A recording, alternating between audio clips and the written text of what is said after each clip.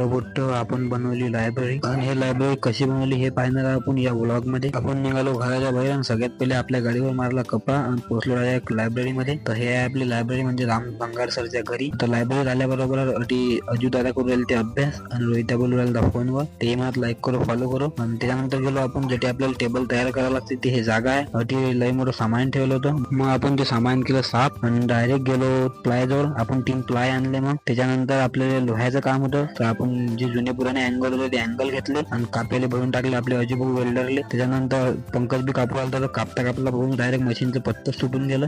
पत्तं उठल्यावर ते खोलायला 2 घंटे लागले.